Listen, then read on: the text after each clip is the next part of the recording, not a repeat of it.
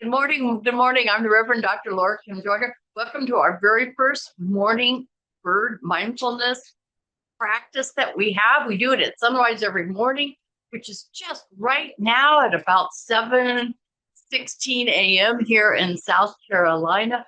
We welcome the sun, and it's a rainy day. The sun might peek out in a little bit, but I see that the rain has come in, but you can maybe hear the rain.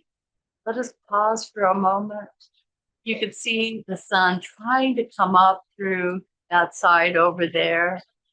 We could not see Jupiter rising today, nor the star Regulus, nor Venus. They all come up in the eastern sky before the sun. The stars and sun doing where you are? What's happening right there? What we had today, they say for South Carolina, about 4 million birds so far have flown over on their way south. And when I checked just a few minutes ago, there were still 5 million birds in the air moving south, flying up in the air. And they should be coming down about now, unless they're going to keep going for a while. What are the birds doing in your area? They're pretty quiet here this morning. I did hear a summer tanager just a little while ago, but if we didn't have the rain, we probably would have already heard a barred owl and the pileated woodpeckers been here every day. So, number one rule for these morning practices is if you hear or see a bird, just interrupt me. I don't know how we do that on Zoom and recording, but we'll give it a go, and I will interrupt myself. Pause and listen to the birds. So we are indoors today because of the rain. We're on the porch area, but normally we try to get as deep into nature as we can. But nature is wherever we go. We are nature. Let's just take a breath with that. Go, we are here and we are nature. This morning's reading is adapted from William Blake. They who bond to themselves in joy do the winged life destroy. But they who kiss the joy as it flies lives in eternity's sunrise. So we do have a sunrise now. Maybe you can't see it. Maybe in some times of your life you can't see the sun, you can't see the lightness. But the dark one is part of the light. But after dark, always comes day. After night, always day. And so we're here to greet the sun to remind ourselves that there's a story greater than ours. Whatever your stories are or our stories are about the human perception, existence is so much more for that. So we don't want to trap our brains into these cultural stories. We want to be here now with the sunrise and the birds, and maybe joy will arise. I wish this for you. I wish this for me. And also, this reading has importance for me and for those of us who do a bird mindfulness practice. Is so many birds are caught and captive for the pet bird trade, for feathers, for hunting, for all kinds of various reasons, maybe beyond basic human needs, beyond what is part of the cycle, beyond kindness, beyond compassion. So we want freedom and liberation for them and for all of us. This freedom and liberation is part of why we're doing this practice here today, is that we come together to be intentional, to be aware of this world so we free ourselves from our own social constructs and also so we can free others. This is a practice aimed at letting the joy fly. We free ourselves as we free others. So during these morning practices, we have a little introduction time. If you're on the chat, please do go ahead and say hi to each other. If you're watching this on recording, just put comments in the YouTube channel. We'll find each other. We want to build a restorative community here, I know online, but in South Carolina and wherever we may be. And I really seek this restorative community because as a wildlife veterinarian working in parrot conservation for nearly 40 years in Central and South America, I know the toil, I know the burden of experiencing loss. Declining populations of parrots, over half of the populations, almost a third are in danger, are parrots. but their beauty and dignity never goes away. Their light is always present. Even our extinct Carolina parakeet, our beloved bird here, we sometimes call this retreat center, One Earth Retreat Center, parakeet perch, because they forever perch in our souls, where hope may also perch on some days.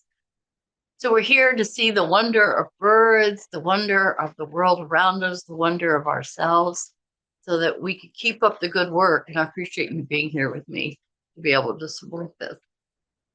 So another piece that we like to do, well, here, that's an awful lot of words. So why don't we just slow down a minute? I'm going to step away from the camera and and wherever you are, look out the window, or if you're looking at a video of birds, some of the live webcams, just take a moment, take a minute, be in silence. Let's just live with this world. Let us love this world.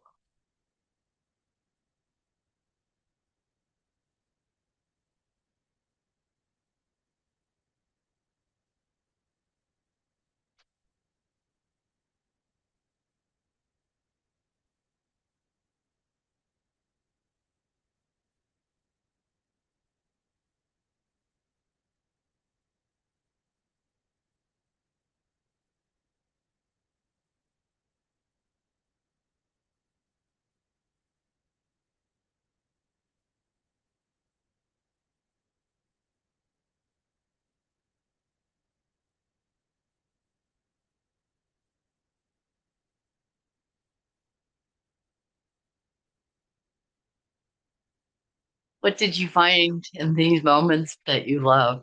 I don't know if you can see behind me very well, but you can see this is a cleared forest area. It's probably been cleared several times. It was cleared for logging.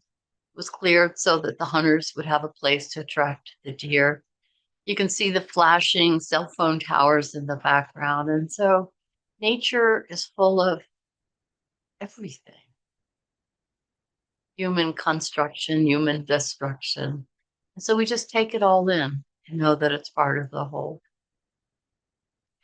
Also thought for these mindfulness practices we share together, science is a part of connecting to the whole, to be in the wonder and awe, and to also know what's really going on so we know what we should do. This is all part of multi-species intelligence. What are others feeling and needing? What are their motivations for their behavior? So as part of our mindfulness practice, we try to understand the birds. One way to do that is through science. So let's pick, well, the pileated woodpecker is a lot on my mind these days. It's really big. It's the largest woodpecker in North America. It didn't used to be. We used to have the ivory-billed woodpecker, the Lord God bird, because when people saw that huge woodpecker go over, they'd go, "Oh God!"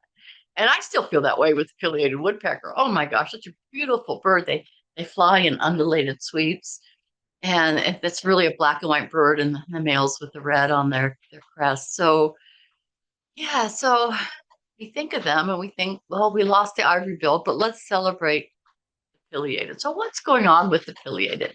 Large woodpecker, let's see, they stay in pairs throughout the year. They don't migrate. They defend a territory, and that's where they raise their young, and the young stay with them several months. So here we are in September. So the pileated woodpecker families are probably still together. I'm going to guess. I have not seen more than one, but I hear them. So I don't know if their nest was successful or these are just younger birds. And so they get up in the morning and they forage a good part of the day, eating insects, boring into wood, either on the ground or high up in trees. I read that carpenter ants are a favorite meal of theirs. And so they will go on the ground and they'll also hang on trees. And why can they hang on trees? One way that makes it easy for them is they have something called zygodactyl feet, two toes forward, two toes backwards.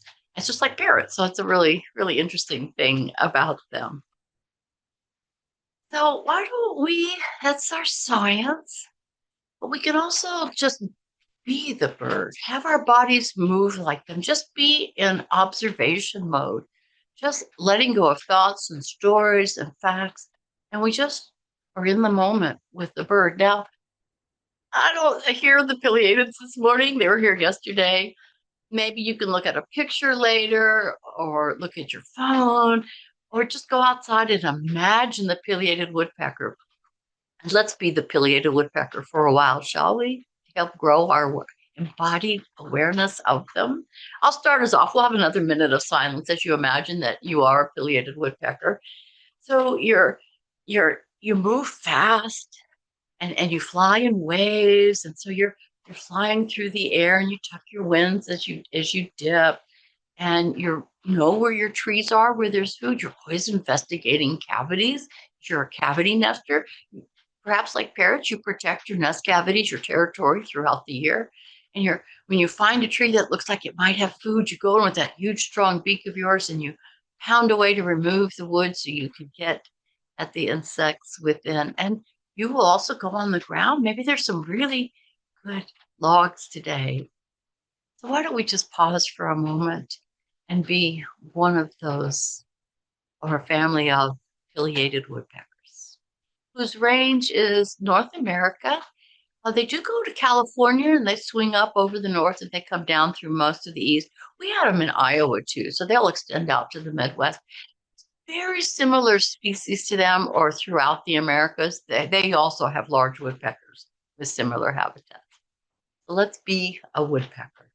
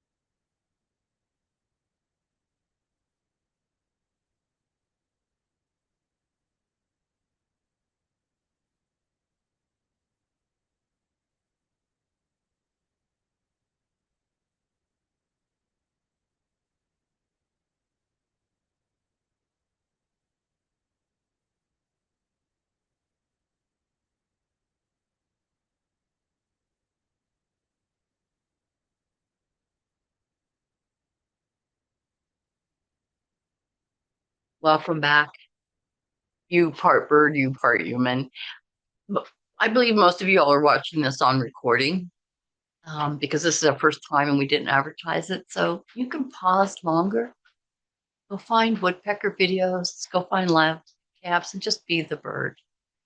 And after you do that, or after you did that, ask yourself these questions. When you were moving like the bird, what was the bird doing? What were the motivations of the bird? What were they feeling and needing? We want to identify this because it's part of multi-species intelligence.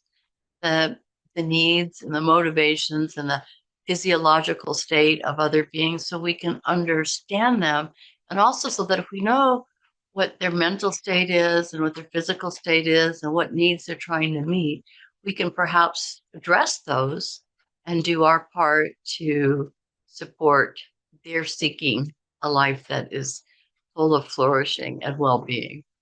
So when I think about being a woodpecker, I don't know, I feel sort of strong and I'll use the word courageous. I'm just right out there. Can you see the rain falling behind me on the ridge? Well, I don't really want my feathers to get wet, but I'm feeling strong and I'm hungry and I need to feed my young. And so I'm going to go out there and forage around. I can't believe how strong I am that those wood chips just keep flying away. I am so excited about that. And I'm keeping an eye on my family and my mate because I want to make sure that they're safe. It's dark.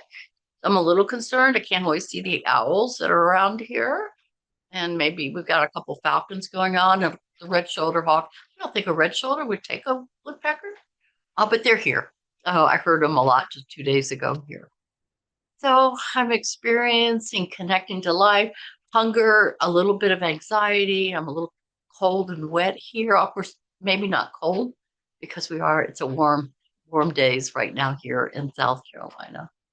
What did you experience? What were your feelings and needs? Because we're all part of it. We're in relationship. We can't tease apart Our brains are wired and form around the feelings and needs of others. So thank you for being here today or for watching this video.